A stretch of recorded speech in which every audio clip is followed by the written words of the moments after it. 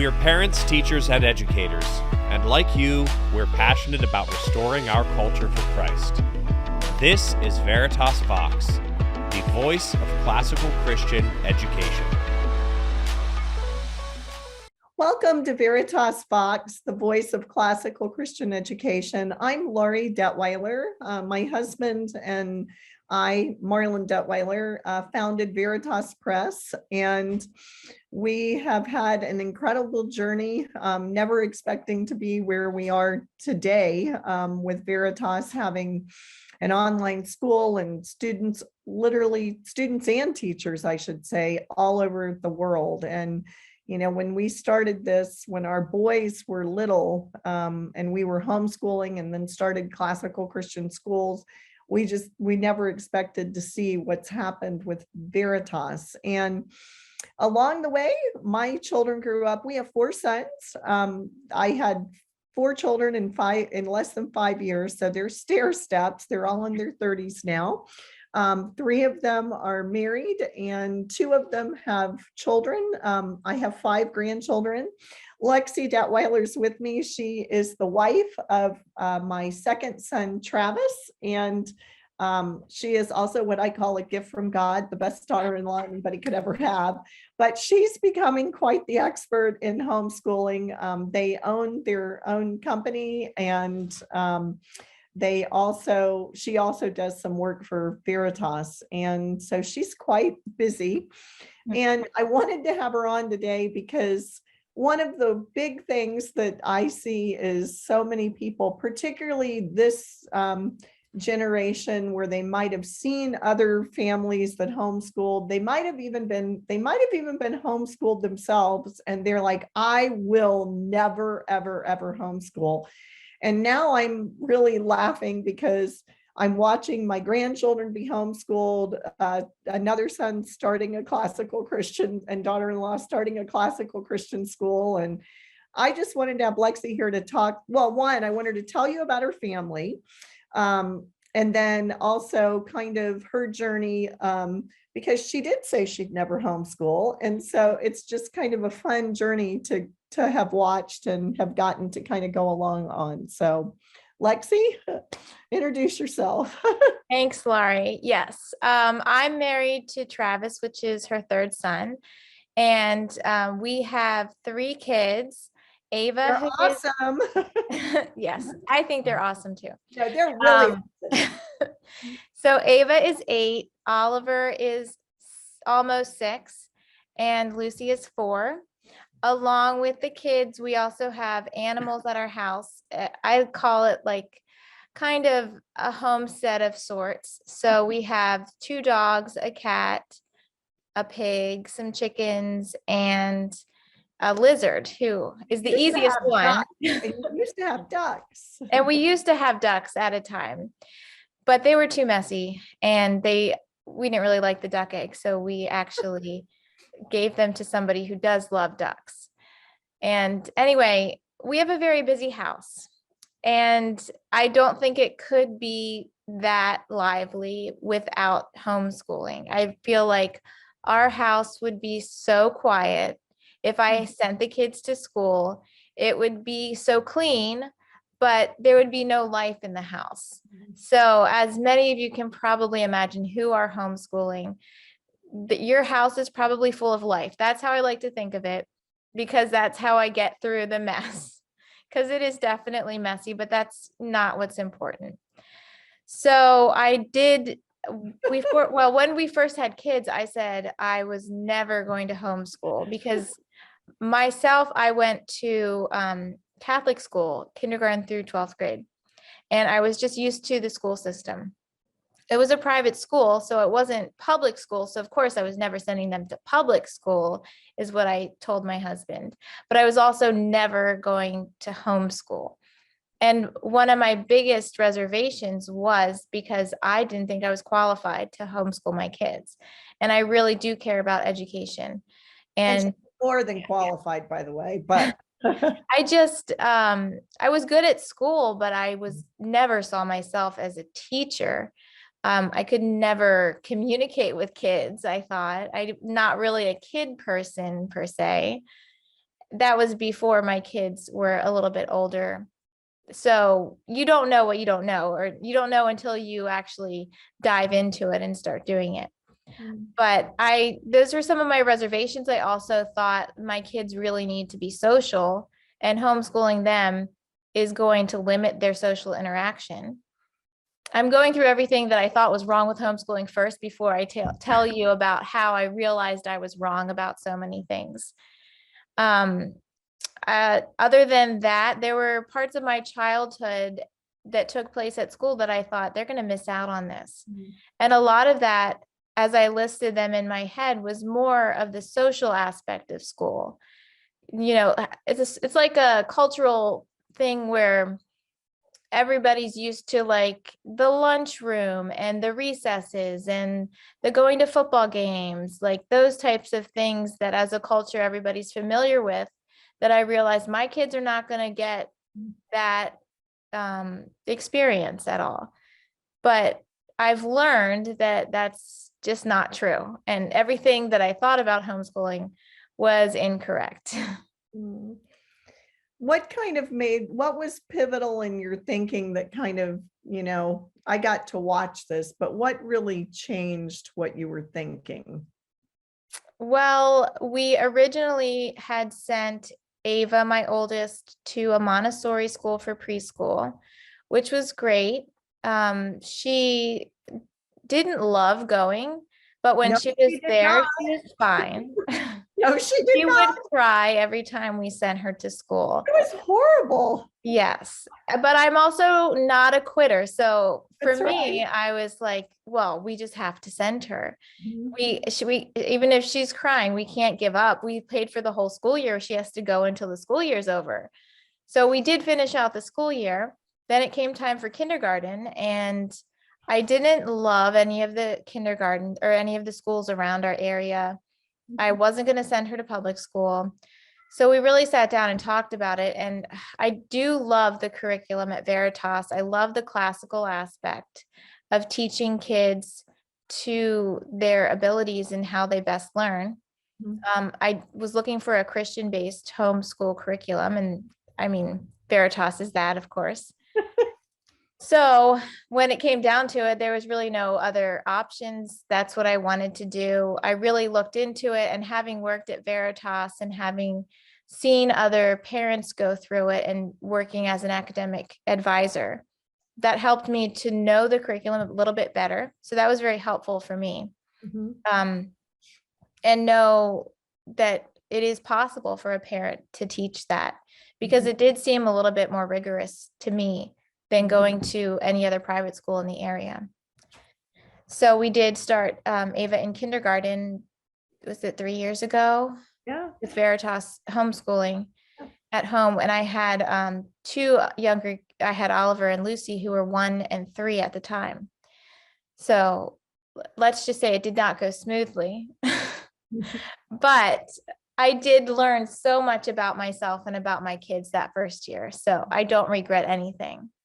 And I think too, you have a very, very, very creative husband. He produces and directs videos and writes movies and does some pretty amazing things. And you're really creative yourself. You're a writer.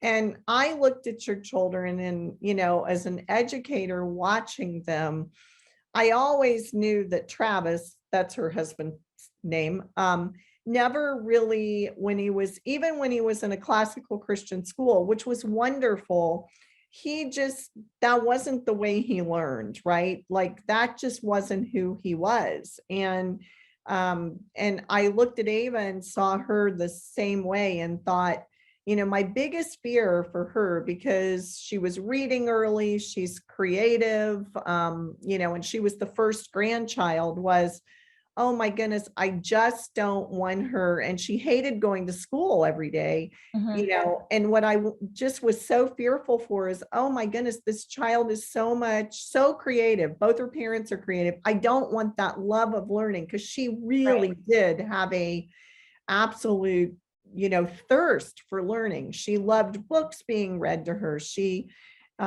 was captivated about anything imaginary and would make up these, even at 3 and 4, would make up these incredible stories. We actually, one of the new books in our phonics program, it's the chocolate one, Lexi. Right. What's the name The of it? Fudge Bridge. The Fudge Bridge. It's in my name, I think, but let me explain to you, it's in her name too. And the reason is she made up that story to me. Right. Like, she told me the story. So, and I just thought traditional school will kill this child's imagination. And then her second child came along and he loves to build things and he just thinks like an engineer. And I thought, oh my goodness, like, I'm afraid he'll be the good kid that sits there and does worksheets and, you know, never does anything wrong and does all these things. But I'm afraid he's going to lose his love for learning, because he would literally sit and look at an encyclopedia, I think, or any kind of nonfiction book for hours. He just, he wants facts. He just loves that. So all that to say, the one thing I know about homeschooling is there is not any other form of education, unless you're going to hire private tutors for your children all, you know, the entire time, where they are going to learn the way God's wired them, and that you can tailor things so that they're loving what they're doing and they're, you know, they're learning in their learning style. And when you get a group of children, I'm a teacher, I know this, as much as I tried to make sure each child got exactly what they needed, there's just not the ability to do that. And homeschooling is so different today than when our kids were homeschooled in that generation. There's so many, I think there's more freedom in homeschooling today, that moms don't feel like they have to do it all. They don't feel like they're the only one. A lot of people that homeschooled in the generation of my kids were doing it because they were really committed to, and I think this is true, that God wants us to be responsible for our child's education. I totally believe that. But I don't believe that that means that you can't have other people help you do what you want. So Lexi plans out her week. She's this marvelous planner, and her mother and myself, and even a babysitter that's been around for a long time. And then next year, online classes, or it might be a phonics museum app or a self-paced course. Yeah. Lots of things are building into helping her put together an education for her children. Do you want to talk a little bit about that? Just how your life works? Yeah, definitely. And I wanted to mention that I read a book that really inspired me and made me feel okay about asking for help. It's called Hunt, Gather, Parent by Michaeline Duclef. And in it, she explains what she's really doing is studying hunter-gatherer groups and how they work and how their children develop into really autonomous adults and actually autonomous children. But a big part of it is that it's not just the parent doing everything like our society tells us to do. You know, the super mom kind of deal. Like, you don't have a super mom is not the mom that does everything successfully. It's the one that recognizes when to delegate some tasks to other things just for the benefit of her children. So I felt okay then about passing along some of the homeschooling to my mom, to Laurie. And I mean, obviously to Laurie, because she knows everything. I don't know about So that. it was such a relief to be able to do that and to be okay with it. And even with the phonics app, my 4-year-old's doing the phonics app now, and she loves it. And Ava's doing self-paced history and self-paced Bible.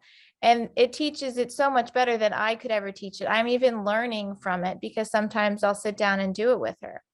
And next year, like Laurie said, Ava's going to be doing the online classes, which I'm very excited about, because that element of social interaction that I was really worried about is going to be covered in a different way. But also, look how kids are interacting these days anyway. They're always online or like texting each other. So I don't see it as, it is different than being in a school, a bricks and mortar school, but the level of interaction that they are getting is about the same, just because I'm Right. pushing for it, I guess, in a way. Well, and it's also, I have people say to me, your daughter-in-law lets you, and that's the term I use, lets me help homeschool. And I can tell you, I'm at that point now where I'm able to look back, and there is no greater gift that you can even give your parents than to allow them to do that. It's what gets me up in the morning. I mean, during COVID, and it was, everybody who knows me knows that I love Old Testament, ancient Egypt, right? So that was Ava's first year doing it. And literally I put together 32 weeks of all the projects that you could imagine. It was amazing.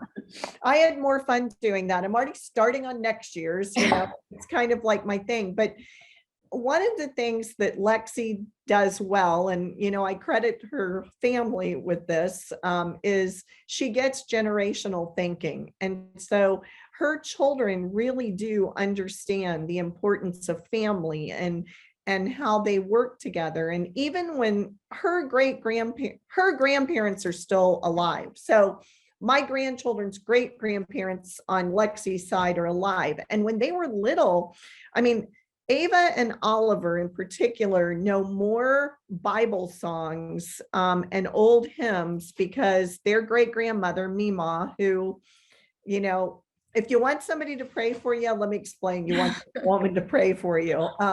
But she taught the children these songs and taught them hymns and taught them. And to this day, they still know them, and they will never, ever, when they're 40 years old, they're going to remember that. Right. And so having the freedom and feeling like you don't have to do all the teaching. There is no way that one person, and I'm an educator and I think I'm pretty good at it, I'll just say that, but there is no way that I can by myself give my children everything I could if I'm willing to use resources. Now, you don't always have that available, and it may not be an option, but if you do, don't feel the freedom to use it, because it's not just a gift for you to have the help. I'm telling you this as a grandparent, it's a gift to the people in your lives. Because when you get to my age, you need purpose, right? I still work, Veritas gets me, but Veritas it's different when it's my grandchildren. It's so exciting to be able to watch them learn, to see them, read a book for the first time. Oliver read, I was able during this year to hear him read his first books, and it was so much fun, to be able to be a part of that. What a blessing! What a blessing that is. And it's a blessing for them as well, for the kids, because they're learning. They're not always listening to me. They learn how to respect other adults in the family, or other adults, no matter how old they are. And other teaching styles, right? Other teaching styles, they get a different perspective on things. Right. Like my grandmother knows more about the Bible than anybody else. And she'll, she's walking. It's true. Yes. And then I can go to my mom and have her teach them Spanish, which I couldn't do as well as she could do. Right. So working to their strengths is really important, and just them getting the perspective, the life perspective, from the other generations is really cool to watch. Absolutely. Also, talk to me a little bit about if you were to be talking to a brand new mom who's thinking about homeschooling right now. She's considering it for this school year, because there are lots of people out there at this point. What are some things that you would say to her to kind of, set her mind at ease that she can do this? Because you didn't think you could do it, right? Even though I kept telling you, you'll be great, you can do this. The big thing I thought was, well, I don't have a degree in education. I don't know how to teach kids. But in reality, there's no better teacher for your own children than yourself. There's not. Because you know them better than anybody else. You know how to communicate with them. You know what their needs are. So in that way, you are able to teach them something based on the experiences that you had together that, a teacher wouldn't be able to connect with them at that level. So if I see my 5-year-old is really struggling with reading, I'm going to pause and with the reading that, is part of the curriculum, and let's go grab some books about animals that are early readers and some nonfiction stuff, because he really gravitates toward nonfiction over the fantasy type things, the fiction. And that's something they would not be able to do in school. And that's what I was talking about. I love the fact they may not always like doing quote school. Okay. You may hear them say, I don't want to do school today, but your children love learning. They have a curiosity. I love field trips. So, we're getting ready to all go to Atlanta together, and I already have this huge thing lined up, and I regularly take them on experiences, and it is all the time. They say to me, whoever is there, these children ask the best questions, like they pay attention. And it's not just my grandchildren. I find this with almost all homeschool. They'll always say to me, they're homeschooled, aren't they? And I'll say, yes, they are. And there's a reason for that. It's because homeschooling is a lifestyle. It's not school. It's not school at home, right? And you have to be really clear. And one of the reasons I knew that you would be so good at it is because you and Travis both are always teaching. It doesn't matter, if you see a butterfly outside, or a flower, you're going to whip out your phone and quickly try to find out what butterfly it is or what flower it is. And, now I have to have the app on my phone because the kids installed it so that I could do this. But they're constantly curious about things. And you live a life of learning, of thinking and curiosity, and you've inspired that. And I think once you realized that it wasn't school at home, that it was, a life of learning, that's just who you are. I mean, I'm amazed when I'll hear you in the kitchen sometimes and you're doing math with them and they don't have any idea that I know what you're doing. You're trying to get them to add something up, or you're trying to show them what a fraction is. They don't have any clue. But I'm going to say this. I'm going to have a plug here for planning, because she has planned her homeschool so well.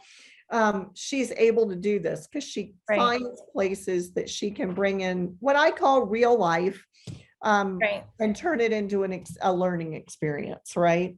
Right, because I also know what they're capable of, which I would not know if I sent them to school and just got grades back. I don't know what they're actually learning. I would know what they're learning, but I wouldn't know that they need to learn it in this way, the way that you said, just bringing it up in everyday life.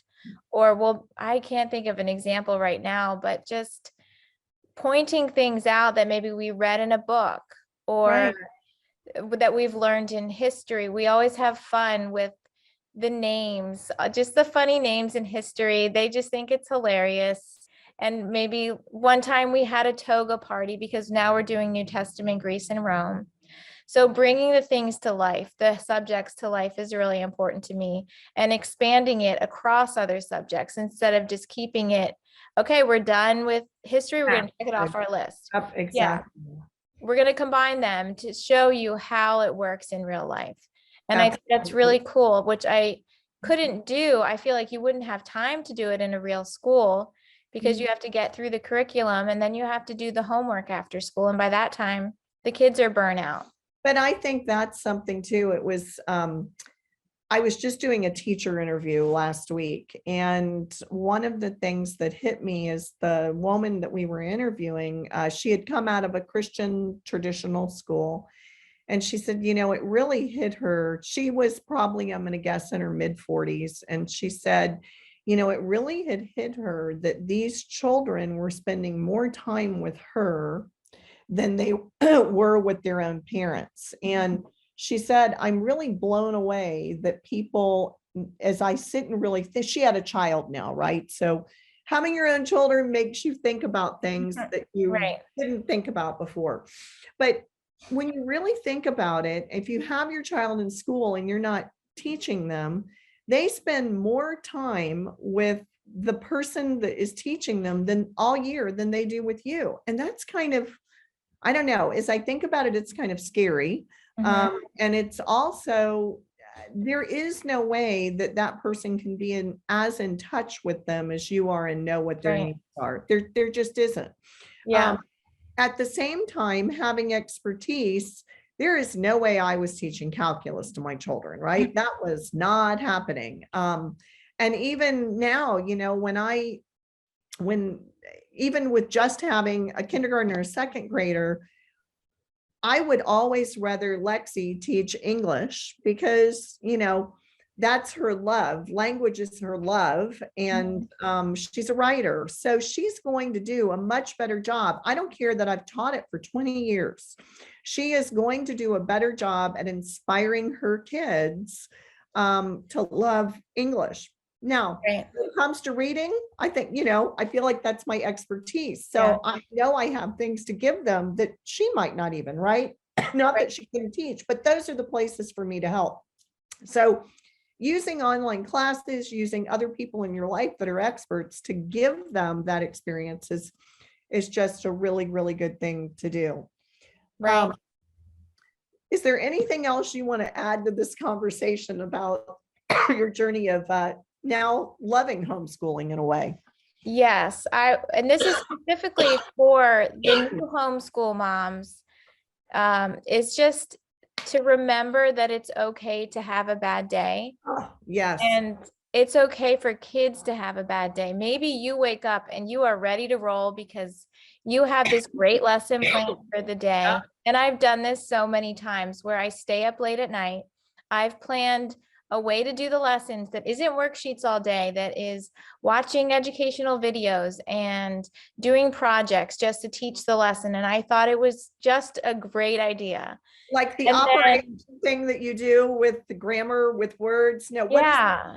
It's called, well, for example, one of the things that I do is the contraction surgery where you have words that, and I get the gloves and the scissors and they have a face mask because they're doing operation on words, cutting them apart, gluing them back together with a Band-Aid.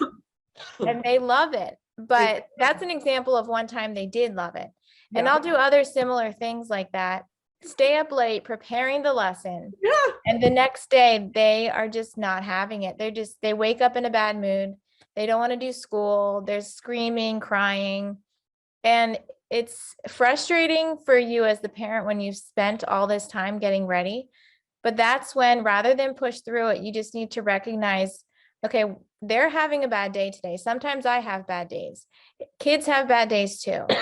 We need to put a pause on the homeschool. Let's go outside. Let's go for a hike. Let's do something in nature, because I found that being close to nature is so really, it really just calms them down. Not calms them down. They're very wild. It just brings peace to them, I think, is what it is. No, they're curious. Yes. So even if they don't want to go, they'll get out there and notice something. And then they'll start to, dive into it a little bit more and use the app and figure out what it is. And then before you know it, everybody's in a good mood again. By the way, as an aside, I'm going to have a distraction here. Your daughter's tying her shoes. I just got a video from Bethany. Tying her shoes. Yay! Yes, another example. Another example. That's why I'm telling you that. Another example of somebody else teaching. Ava is tying her shoes. You probably have the video too. Yeah, so that's our babysitter who brings a whole nother level into our home.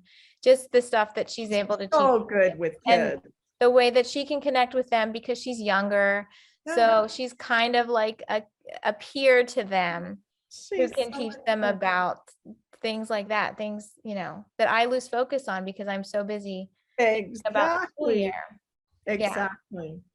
Well, I can tell you, I am really excited that they're on this journey because it's very fun. If they were in school all day, I wouldn't get to be a part of their lives that much. I really think about that. We all we all travel a lot, including her family.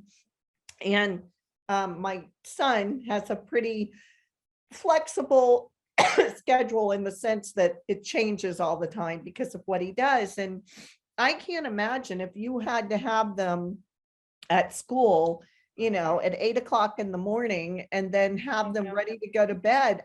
I mean, they would miss time, particularly with their father. Right. But, and I know a lot of people coming out of COVID said the thing we realized that's made us decide to homeschool was just how much time we had together as a family during COVID. And we didn't want to give that up again, because when we were on a school schedule, all we were doing was just hopping in the car, getting the kids to school, pick them up from school, take them to their lessons, coming home, and basically eating dinner as fast as we could and putting them to bed so we could get them up in the morning. And it's really hard to be, I don't care how much you as a parent want to be involved in your child's life. There's no way that you can be as involved in their lives, because I did both. So I really know there's no way you can be as involved when they're at school all day. And it's a lifestyle change when you homeschool that to me is just a really exciting and a fun thing to do. Yeah. So we want to thank you for joining us today. We hope that this was helpful for you. And we hope that you'll join us again. Lexi's going to be joining me regularly doing these podcasts. And if you have any topics that you're interested in us discussing, let us know. Yeah. And if you like what you hear, don't forget to like and subscribe. If you do have another topic that you'd like us to talk about, you can go to veritaspress.com/vox. That's VOX, and drop us a comment there. Great. Thank you. Thanks.